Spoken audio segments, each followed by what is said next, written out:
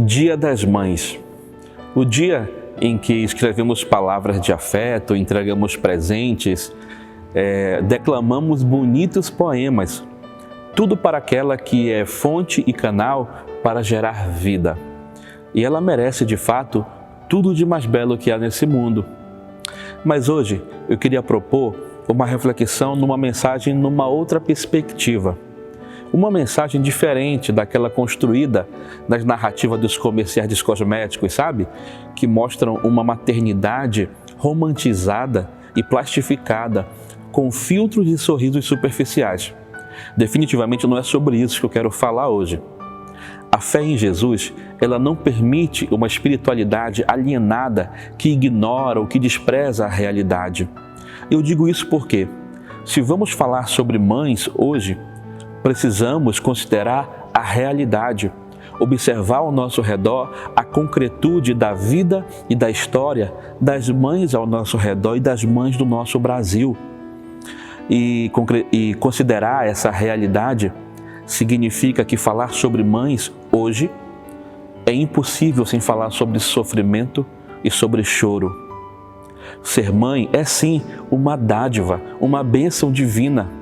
Isso é um fato, ninguém discorda disso. Mas nós haveremos de concordar também que é uma dádiva carregada com uma boa dose de sofrimento. A Bíblia narra a história de mulheres que sofreram porque não podiam ser mães, eram estéreis. Em Gênesis temos a história de Sara, de Raquel, de Rebeca e mais à frente a história de Ana. Essas mulheres eram desprezadas porque não poder gerar um filho era um fardo muito pesado para uma mulher na cultura daquela época.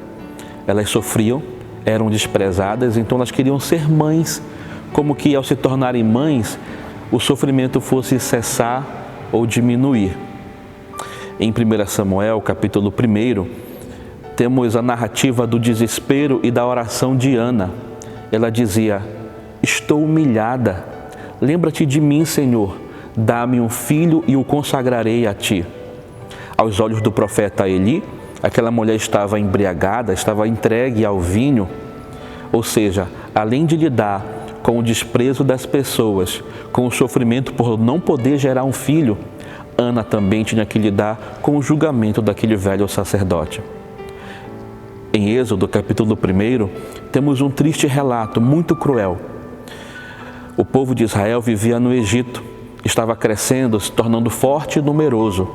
E temendo uma possível revolta, o faraó então ordena que todos os filhos das mulheres hebreias nascidos do sexo masculino fossem mortos. Mas felizmente as parteiras não obedeceram àquele governante que tramava a morte de inocentes. Ao descobrir isso, o faraó então ordena que todos os recém-nascidos do sexo masculino fossem arrancados de suas mães e jogados no rio Nilo para morrerem afogados. Imagine o sofrimento de dezenas, talvez centenas de mães que perderam seus filhos. Um outro relato tristemente parecido nos é contado pelo evangelista Mateus. O rei Herodes ficou perturbado quando viu a notícia trazida pelos reis magos, que aquela estrela do Oriente anunciava o nascimento do rei dos judeus, o Messias. Sentindo-se ameaçado e percebendo que aqueles reis magos não voltariam para informar a ele o local exato do nascimento do rei dos judeus, o rei Herodes então ordena que todos os meninos de 2 anos para baixo do povo judeu da região de Belém e nas proximidades fossem mortos. Imagine novamente aquele choro e sofrimento daquelas mães. Não à toa, o profeta Jeremias disse: "Ouve-se uma voz, lamentação e amargo choro. É Raquel chorando por seus filhos e recusa a ser consolada, porque seus filhos já não existem mais." Mães sofrem e mães choram, desde a gestação, mal-estar, enjoo, dores, pés inchados. Elas choram na hora de parir, choram na hora de amamentar quando seus mamilos se enchem de fissuras. As mães, inconscientemente, se comparam se julgam e se culpam, se irritam, perdem a paciência e gritam com seus filhos e depois choram. Os filhos vão crescendo um pouquinho e as mães continuam a derramar lágrimas. Derramam lágrimas quando seus filhos são discriminados, são rejeitados, quando são vítimas de piadinhas sem graça, vítimas de discriminação ou de bullying na escola ou em qualquer outro lugar. Eles vão crescendo e vem a fase da adolescência, uma fase difícil, em que alguns se fecham e se isolam em seus casulos. Outros querem ganhar o mundo, muitas vezes motivados pela rebeldia, querem fazer parte da turma, estar atualizado das novidades, ter o melhor celular do momento. E o que fazem as mães quando não conseguem compreender a cabeça daquele adolescente ou quando não conseguem dar a ele aquilo que gostariam de dar? Com o coração muito apertado, elas sofrem e elas choram. E passa o tempo e vem aquela fase em que eles começam a deixar o ninho vazio. Alguns começam a alçar voos bonitos com autonomia e independência. E outros, motivados pela insensatez da juventude, dão as costas para as mães com ingratidão e indiferença, esquecendo-se do que canta o poeta popular, que o mundo é um moinho que destrói sonhos e transforma ilusões em pó. A essa altura você pode estar se perguntando, mas que mensagem tão triste, tão pesada para falar no Dia das Mães? Mas lembra do que eu falei no começo? A fé cristã não nos permite uma espiritualidade alienada. Não podemos ignorar a realidade ao nosso redor. Mas é claro que há também um choro de alegria e felicidade. Por exemplo, aquele choro e aquela alegria de quando você ouve as batidas daquele coraçãozinho pela primeira vez na ultrassom. Ou aquele choro de alegria quando a mãe consegue olhar para o rosto do seu bebê e carregá-lo em seu colo após o parto. Ou então o choro de quando a criança começa a balbuciar as primeiras sílabas, ensaiar os primeiros passos. Ou ainda aquele choro emocionado quando a mãe senta ao lado do seu filho na cama, observa-o dormindo e ora por ele. Mas agora, me diga como não falar sobre choro de sofrimento quando ao nosso redor, bem próximo da gente, uma mãe perde a sua filha numa fatalidade sem tamanho, afogada numa piscina. Como não falar de choro de sofrimento quando mães no sul do Brasil perderam seus filhos cruelmente assassinados numa creche?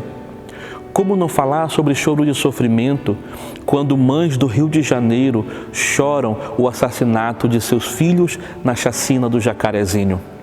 Não tem como ignorar essa dor, não tem como ignorar o sofrimento e as lágrimas dessas e de milhares de outras mães que choram a perda de seus filhos e suas filhas, sejam por qualquer motivo. Mas por quê? Por que a gente se incomoda? Ou qual o problema em falar sobre choro, sofrimento e dor no Dia das Mães? Engana-se quem pensa que choro significa fraqueza. Na verdade, chorar é um ato de coragem e de resistência, de mostrar suas vulnerabilidades, de expressar suas dores e seus sentimentos sem medo do que os outros vão pensar. Chorar é um ato de renúncia, de coragem. E por falar em coragem, lembra-se de Maria? Maria, a mãe de Jesus. Eita, mulher corajosa! Ela aceitou o chamado divino, disse sim para gerar em seu ventre o Rei dos Reis, o Salvador, o Messias. Mesmo correndo o risco de ser apedrejada, porque naquela cultura, naquela época, uma mulher que engravidasse antes do casamento poderia ser apedrejada. Mas Maria teve coragem. Coragem para crer, coragem para dizer sim, coragem para obedecer. O choro e o sofrimento existem para nos ensinar muitas coisas. O choro da mãe nos ensina a ser fortes, a sermos corajosos e resilientes. O choro da mãe nos ensina a não desistir, porque se existe alguém nesse mundo que sabe o que significa não desistir, este ser chama-se Mãe, derramam suas lágrimas e assim nos ensinam a capacidade da empatia, de nos colocarmos no lugar do outro. Nos ensinam a termos sensibilidade e a percebermos detalhes que muitos não enxergam. Ah, mães, vocês nos ensinam tantas coisas. Ah, mãe, vocês nos ensinam tantas coisas. E mães, por favor, não fiquem bravas comigo, mas sabe o que eu acho? Eu acho mesmo que quando uma mulher se torna mãe, ela é automaticamente vocacionada para o ministério do sofrimento e do choro. E é como se fosse um ministério vitalício, que enquanto a mãe viver, ela vai exercer esse ministério. E as suas lágrimas são tão preciosas, elas são os nutrientes que, quando derramados, transformam o solo pobre e feio desse nosso mundo e transformam também o solo do nosso coração de pedra. Mães, muito obrigado por aceitarem essa vocação divina e por exercerem isso derramando lágrimas. É exatamente assim, desse jeito, que vocês nos mostram o que significa o amor e nos mostram o caráter bondoso e amoroso de Deus. Esse amor que tudo sofre, tudo crê, tudo espera e tudo suporta. E eu gostaria de finalizar essa mensagem com uma oração de silêncio. Silêncio em respeito e solidariedade às milhares de mães que sofrem e choram a perda de seus filhos e filhas em todo